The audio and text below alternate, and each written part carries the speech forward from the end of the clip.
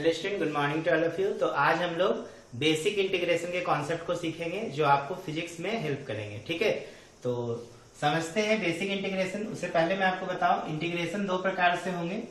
एक definite integration होते हैं और एक इनडेफिनिट होते हैं। ठीक है, एक इनडेफिनिट इंटीग्रेशन आपको मिलेंगे और दूसरा डेफिनिट इंटीग्रेशन। अब सवाल है कि यहाँ पर हमें इंटीग्रेशन का हेल्प क्यों लेना पड़ रहा है। ठीक है, इंटीग्रेशन का हेल्प क्यों लेना पड़ रहा है, तो इसको समझाने के लिए मैं आपको सिंपल सा कॉन्सेप्ट बता रहा हूं। जैसे मान लो कि ये कोई लाइन है। ठीक है, मान लो मैंने यहाँ पे एक ग्राफ बनाया है v versus t, velocity versus time. किसी पॉइंट a पर किसी ऑब्जेक्ट की वेलोसिटी u है, कुछ समय के बाद इसकी वेलोसिटी जो होती है v हो जाती है और ऑब्जेक्ट a से कहां पर पहुंच जाता है, b पे। देखो a से जैसे ही b पे गया तो इसकी वेलोसिटी क्या हो गई, v हो गई। ठीक ना, ये वाला देख रहे हो। ठीक है, तो ये देख रहे हैं कि इसकी वेलोसिटी क्या हो रहा है, लिनियरली इंक्रीज कर रहा है। इंक्रीज कर रहा है तो हम अगर पूछेंगे कैसे इंक्रीज कर रहा है तो हम इसका स्लोप निकाल देंगे, थीटा निकाल लेंगे, टेन थीटा। ठीक है, टेन थीटा को आप डी बाई डी एक्स भी बोल सकते हो। तो ये क्या निकल गया, स्लोप निकल गया। हम बता देंगे कि इसका इंक्रीज ये कैसे किया। तो देखो यहाँ पे रेट ऑफ चेंज निकला किसके रिस्पेक्ट में, वेलोसिटी के रिस्पेक्ट में, सॉरी रेट ऑफ चेंज निकला वेलोसिटी का समय के रिस्पेक्ट में। तो समय के रिस्पेक्ट में निकला तो क्या हो गया, डेल्टा भी बाय डेल्टा टी। देखो ये लार्ज चेंजिंग हुआ, तो ये आपको क्या दे रहा है, एक्सेलरेशन दे रहा है। क्या दे रहा है, acceleration. Change in velocity with respect to time क्या होता है, एक्सेलरेशन। लेकिन मान लो ये कर्व कुछ इस तरह से हो। ठीक है, कर्व कुछ इस तरह से हो। अब अगर हमको यहाँ पे चेंजिंग निकालना है, ये वाला थीटा, तो क्या ये थीटा हम लगा सकते हैं, क्योंकि देखो ये अगर ऊपर जाएगा तो राइट एंगल ट्रायंगल तो बनेगा नहीं, बहुत सारा एरिया देखो आपका लेफ्ट बच जाएगा। बात समझ रहे हैं कि नहीं, यहाँ पे राइट एंगल ट्रायंगल नहीं बनेगा, अब स्लोप निकलेगा नहीं। तो इसी चीज को समझाने के लिए हम लोग क्या करते हैं, इंटीग्रेशन का हेल्प लेते हैं कि हम ये कर्व में छोटा सा चेंजिंग, बहुत छोटा सा चेंजिंग स्टडी करेंगे। ठीक है, और वही छोटा सा चेंजिंग हमारा क्या कहलाएगा, डीवी बाई डी। ठीक है ना, और ये डीवी बाई डी जो कहलाएगा, जो एक्सेलरेशन दे रहा है वो एक इंस्टेंट का एक्सेलरेशन कहलाएगा। ठीक है, ये एक तो बोलेंगे instantaneous velocity gives the value of acceleration. ठीक, तो किस इंस्टेंट, ये इंस्टेंटेनियस वेलोसिटी जो हम लोगों ने निकाला, तो एक यहाँ पे वेलोसिटी का जो डिफरेंशिएशन निकला वो क्या निकला, एक्सेलरेशन निकल गया। ठीक है, बहुत छोटा सा। अब अगर मान लो कि हमें एरिया, जैसे कि मान लो कि हम u वेलोसिटी से थे, हम a से b डिस्टेंस कवर किए। ठीक है, a से b हम क्या किए, डिस्टेंस कवर किए, ये डिस्टेंस। तो आप क्या करोगे, ये डिस्टेंस निकालने का फॉर्मूला, यहाँ पे u वेलोसिटी था और यहाँ पे मान लो b वेलोसिटी है, b के लॉन्ग। अब हमको निकालना है a से b तक का डिस्टेंस। तो डिस्टेंस निकालते हो तो आप क्या करते हो, इसका एरिया निकाल देते हो। तो ये एरिया आपको देखो आराम से मिल जाएगा। ये कौन सा एरिया है, ये ट्रेपीजियम है। तो ट्रेपीजियम का एरिया आप निकाल लोगे 1/2 sum of parallel side into height. लेकिन यही कहानी अगर इस तरीके से रहे कि बॉडी ए से बी पे कुछ इस प्रकार से गया है, इसका नॉन यूनिफॉर्म मोशन है, यहाँ पे इसकी वेलोसिटी u थी और यहाँ पे इसकी वेलोसिटी v। अब बताओ a से b तक का डिस्टेंस, तब तो आप एरिया निकालना मुश्किल होगा क्योंकि ये ट्रेपीजियम नहीं बनेगा। तो हम क्या करेंगे, यहाँ पे हम छोटा छोटा एरिया को क्या करेंगे, कंसीडर करेंगे, और ऐसे इनफाइनाइट एरिया होंगे। समझ रहे हैं, बहुत छोटा छोटा छोटा एरिया को क्या करेंगे, हम क्या करें, कंसीडर करेंगे dx लेंथ का।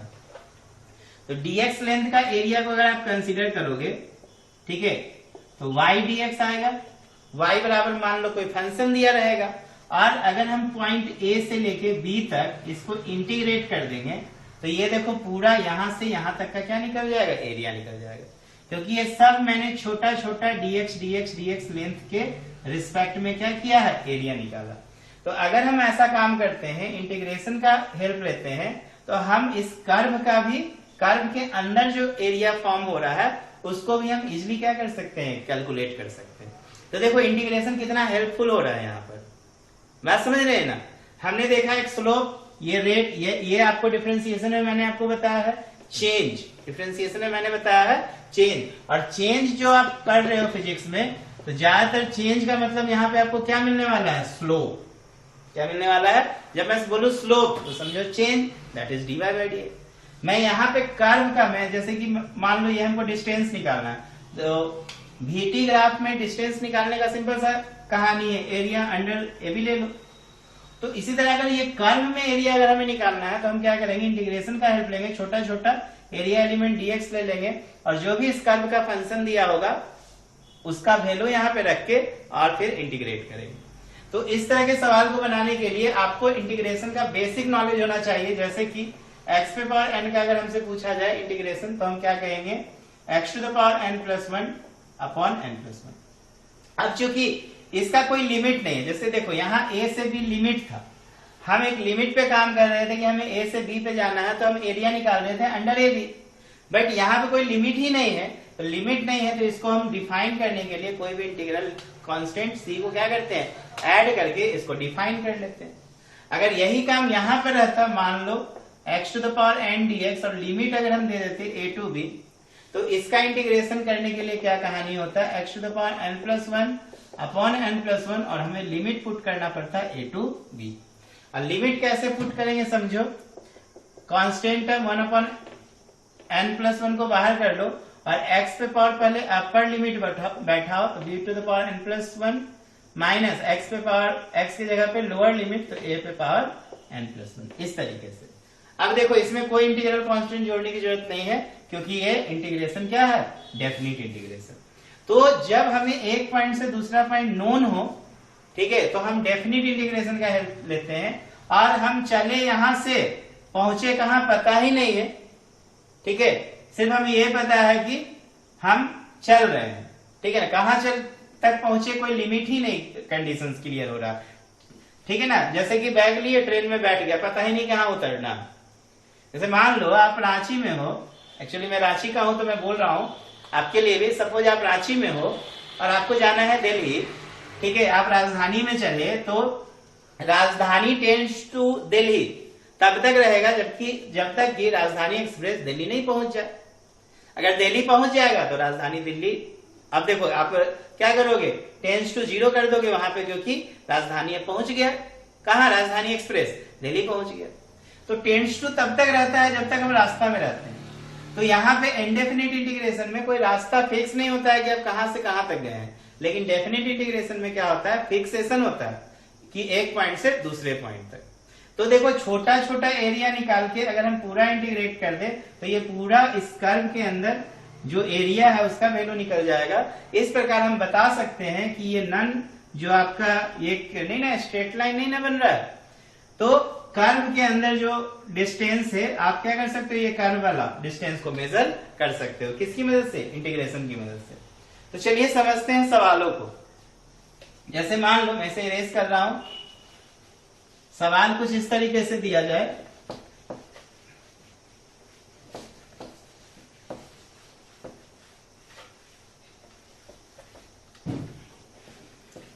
जैसे सवाल बनाने से पहले एक कहानी और बताते हैं। जैसे देखो हम लोगों ने निकाला था क्या चीज, वेलोसिटी बराबर हम लोग क्या निकाले थे, ds बाई dt निकाले थे ना, वेलोसिटी बराबर ds बाई dt। तो ds बराबर क्या, हम इसको v dt लिख सकते हैं। अब देखो अगर हम ds का इंटीग्रेशन कर दे तो देखो v dt आ जाएगा। तो वेलोसिटी वर्सेस टाइम का देखो आपको इंटीग्रेशन क्या मिल रहा है,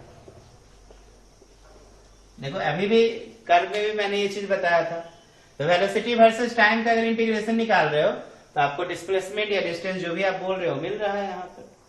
तो देखो कितना मजे की बात है कि वेलोसिटी निकालने के लिए हम क्या कर रहे हैं, डिस्प्लेसमेंट का रेट निकाल दे रहे हैं समय के रिस्पेक्ट में, और वापस जब हम इसको v dt बराबर ds करके इंटीग्रेट करते हैं तो वापस हमको उस डिस्प्लेसमेंट का क्या मिल जाता है, वैल्यू मिल जाता है। इसलिए इंटीग्रेशन जरूरी है। तो चलो पहले सवाल बनाते हैं, उसके बाद हम लोग फिजिक्स के पॉइंट ऑफ व्यू से कुछ क्वेश्चंस को देख लेंगे। जैसे देखो हमको बोलेगा direct x square plus 3x plus 1 का आपको इंटीग्रेट करना है, तो आप सिंपली करोगे क्या चीज, एक्स स्क्वायर dx अलग कर लेना, x dx 3 बाहर है तो x dx और ये 1 dx। तो देखो यहाँ पे क्या करेंगे, x power 2 plus 1 upon 2 plus 1 plus 3 x power 1 plus 1 upon 1 plus 1 और dx का क्या लिखोगे x, तो 1/3 x क्यूब, ये 3/2 x स्क्वायर और प्लस x। फिर देखो इंटीग्रल कांस्टेंट क्या ऐड कर देंगे c।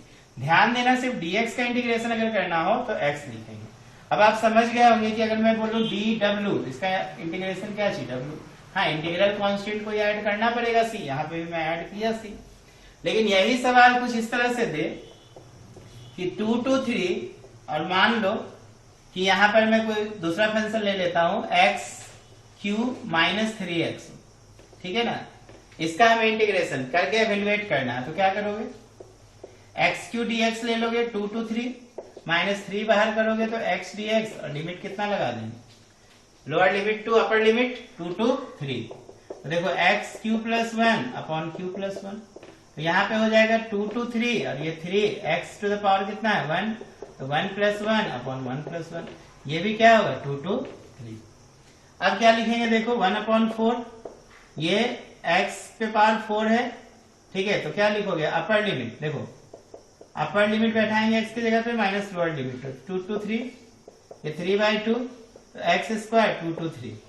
इसको सॉल्व कैसे करोगे, 1 अपॉन 4, 3 पे पावर 4 माइनस 2 पे पावर 4, माइनस 3/2 लो, 3 का स्क्वायर माइनस 2 का स्क्वायर। तो देखो इसको क्या लिखोगे 1 अपॉन 4, 3 पे पावर 4, 3 3 9 3 27 3 81 और ये 16, माइनस 3 अपॉन 2, 3 3 9 माइनस 4। अब देखो घटा दो, 11 6 गया 5, 7 में से 1 जाएगा, कितना बचेगा 6, 65 अपॉन 4 माइनस 3/2 इंटू 9 में से 4 गया। अब इसको सॉल्व कर दो, यही क्या हो जाएगा आंसर। अब यहाँ पे कोई लिमिट वगैरह ये जो इंटीग्रेट आप जोड़े हो c वगैरह जोड़ने की जरूरत नहीं है, क्योंकि ये डिफाइन है, इसमें हमें पता है कि हमें कहां से कहां तक जाना है, समझ रहे हैं ना। तो डेफिनिट और इनडेफिनिट इंटीग्रेशन आई होप आपको क्लियर हो रहा होगा कि डेफिनिट में हम पता ही नहीं रहता, लिमिट ही नहीं रहता कि हमें जाना कहाँ, तो उस समय हमें इंटीग्रल कांस्टेंट की जरूरत पड़ती है। लेकिन डेफिनिट में हमें पता होता है कि हमें एक पॉइंट से दूसरे पॉइंट पर कहां पर जाना है, तो हम क्या करते हैं, जो भी फंक्शन दिया रहता है उसको इंटीग्रेट करके फाइनली उस फंक्शन में वेरिएबल्स की जगह पे वैल्यू को पुट कर देते हैं। कौन सा वैल्यू, जो लिमिट की वैल्यू दी हुई होती है। चलो और एक दो क्वेश्चन हम लोग करते हैं इस पर, ऐसे इरेज कर रहा हूं, नोट कर लेंगे। बस एकमात्र फार्मूला आपको समझ लेना है, x to the power n का integration. x to the power n का इंटीग्रेशन कैसे करोगे, x to the power n का इंटीग्रेशन याद रखोगे x to the power n plus 1 upon n plus 1, चूंकि इंडेफिनिट है तो हम इंटीग्रल कांस्टेंट क्या ऐड करेंगे c। अब जैसे मान लो कुछ इस तरह का सवाल हो, इंटीग्रेशन दिया हो 3√x 3/x, अच्छा 3/x अभी नहीं लेते हैं, 3/√x प्लस 3, ठीक है, ये मान लो इंडेफिनिट में दिया हो। अब क्या करोगे, इसको देखो 3 बाहर करेंगे तो √x का मतलब होता है बच्चों x to the power 1/2 dx, फिर 3 बाहर करेंगे तो 1/√x, तो 1/x टू पावर 1/2 dx, और 3 बाहर है तो ये dx, तो 3 तो सभी में कॉमन है, बाहर कर सकते हो एक बार में भी, x पावर 1/2 प्लस 1 1/2 प्लस, मैंने बाहर नहीं किया 3 लिख रहा हूं। अब ये देखो x टू द पावर 1/2 ऊपर जाएगा तो x टू द पावर -1/2 होगा, तो -1/2 प्लस 1 -1/2 प्लस 1 और ये 3x हो जाएगा। ये देखो 3x to power 3/2 upon 3/2 plus 3x to the power 1/2 by 1/2, देखो 1 में 1/2 जाएगा, कितना बचेगा 1/2, ये 2 ऊपर चला जाएगा, तो 3 into 2/3 x to the power 3/2 और 3 into 2/1 x to the power 1/2, तो 3 से 3 गया 2x to power 3/2 plus 6x to power 1/2, integral constant क्या ऐड कर दे c। फिर लिमिट वाला कहानी रहेगा तो बना सकते। चलो एक और सवाल बना ही लो, अपने से एक बार ट्राई करो वीडियो को पॉज करके। जैसे मान लो वेट है -1 से 1 ले लिया मैंने, x cube minus 3x square ले लो, या फिर 3x स्क्वायर माइनस 7x ले लिए प्लस 5। अब इसको इवेल्युएट करना है तो देखो यहाँ पे dx होना चाहिए, तो क्या करोगे 3x स्क्वायर dx, अब देखो लिमिट -1 से 1, -7x dx लिमिट -1 से 1, प्लस 5 dx लिमिट -1 से 1। अब फिर हमें यहाँ पे क्या करना पड़ेगा, इंटीग्रेट करेंगे तो 2 + 1 अपॉन 2 + 1, और ये देखो -1 से कितना 1, -7 x पर 1 + 1 अपॉन 1 + 1, ये -1 से 1 प्लस 5 ये x हो जाएगा, ये -1 से 1। देखो ये क्या होगा 3/3, और ये x³ -1 से 1 -7/2 x² -1 से 1 प्लस 5x -1 से 1। अब आप लिमिट कैसे पुट करोगे, देखो ये तो गया 1 का क्यूब माइनस -1 का क्यूब, -7/2 1 का स्क्वायर -1 का स्क्वायर प्लस 5 1 -1। अब देखो 1 का क्यूब 1 होगा, -1 का क्यूब -1, तो माइनस यहाँ क्या हो जाएगा +1। ये 7/2 ये 1, ये -1 का स्क्वायर 1 प्लस 5 ये 1 + 1, तो देखो ये 1 से 1 गया तो ये तो 0 हो गया, ये 2 ये 0, और ये 5 × 2, तो 2 + 10 बराबर कितना 2 है। इस तरीके से आप क्या कर सकते हो, इंटीग्रेट कर सकते हो। ओके, समझ में आ रहा है ना। चलो आगे बढ़ते हैं, इसको मैं इरेज कर रहा हूं, नोट करना है कर लो। फिर अभी जैसे मैंने आपको बताया था चेंज ऑफ वेलोसिटी वाला कहानी, देखो इस तरीके से मान लो dv/dt, ठीक है, सॉरी अभी ds/dt निकालते हैं। ds/dt हमने क्या पढ़ा, वेलोसिटी, और वेलोसिटी का हमारे पास फंक्शन दिया है 3t² प्लस, थोड़ा 3 हटाते हैं, 4t² माइनस मान लो 60 दिया हुआ है, ठीक है। अब हमसे बोल रहा है कि डिस्टेंस निकालो या डिस्प्लेसमेंट निकालो, find displacement eight t = 5 second, ठीक है। अब देखो यहाँ पे जब t = 5 बोल रहा है तो हम 0 से चलेंगे, तो 0 to 5 लेंगे, तो देखो क्या करना है, ds/dt बराबर v, तो ds बराबर देखो क्या हो जाएगा v dt होगा, तो ds बराबर इंटीग्रेशन करेंगे v dt, ये 0 से s होगा, और ये 0 से कितना हो जाएगा, टाइम कितना दिया है 5। अब देखो ये ds है तो s हो गया, 0 - s ऐसे ही रहेगा, ये 0 से 5, और v के जगह पे क्या लिखना 4t² - 60, इधर क्या हो जाएगा dt। अब देखो आराम से आप 0 से 5 में सेकेंड में आप क्या निकाल सकते हो, डिस्प्लेसमेंट फाइंड कर सकते हो। देखो फंक्शन में तो 4 बाहर करोगे t² dt, 0 से कितना 5, -6 बाहर करोगे तो t dt, 0 से कितना 5, तो ये 4 हो गया, t पे पावर 2 + 1 अपॉन 2 + 1, 0 से 5, -6 t 1 + 1 अपॉन 1 + 1, 0 से 5। देखो यहाँ पे क्या करेंगे 4/3, t पे पावर कितना है क्यूब, 0 से 5, -6/2 t², ये 0 से कितना हो जाएगा 5। समझ में आ रहा है ना। चलो इसको मैं इरेज कर रहा हूं इधर,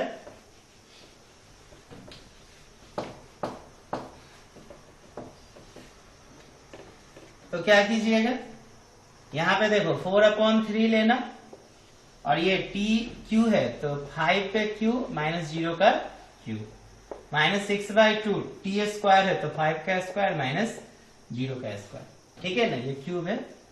तो देखो 4/3, 5 का क्यूब 125 -0, ये देखो कट गया तो 3 आ गया, ये 25 -0, तो ये 125 को 4 से मल्टीप्लाई कर दो, कितना हो जाएगा 0 4 2 8 0 4 1 4 5, 500 हो जाएगा ना, अपॉन 3 -75/1, LCM 3 तो 500 -75 3 जा 5 3 जा 15 और 7 3 जा 21 एंड 122, ठीक है ना।